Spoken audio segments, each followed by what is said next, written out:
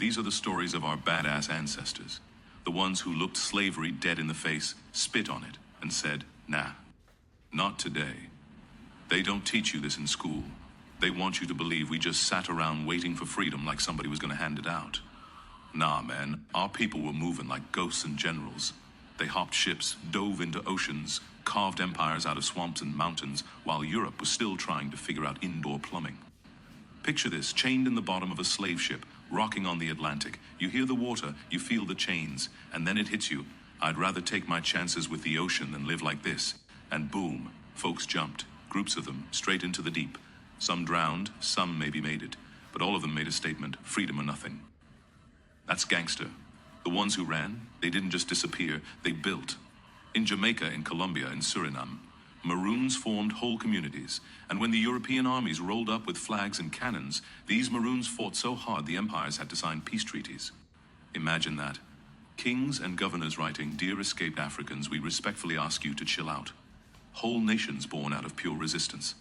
Then Georgia, 1803. The Igbos, shackled, marched off a boat onto St. Simon's Island. They stop. They look around, and they decide, nah, this ain't it. Together they walk into Dunbar Creek, chanting, drowning as one. Some say their spirits flew home to Africa. Some say they're still with us today. Either way, they turn death into legend. That's not despair. That's a mic drop. Fast forward a few decades. Alabama, 1859. The Clotilda, the last illegal slave ship. Smugglers burned it to hide the crime. But you can't burn people's will. The Africans who survived emancipation didn't just scatter. They built Africatown, their own rules, their own culture. They buried their dead facing Africa, raised their kids on African tradition, and proved that legacy can bloom anywhere. So when you hear someone talking like slavery was just the way it was, remember, this wasn't passive suffering. This was war. And our people weren't victims. They were strategists, fighters, architects, builders. The Maroons turned jungles into strongholds. The Igbos turned a creek into scripture. Africatown turned survival into permanence. And if anybody ever says, go back to Africa, tell them, cool, but we're taking seasoning, souls, sneakers, stoplights, and surgeries with us. Enjoy your bland chicken and traffic jams.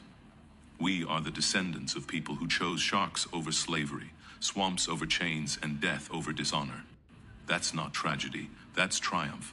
That's blockbuster epic.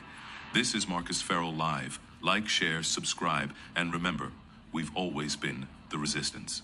Peace.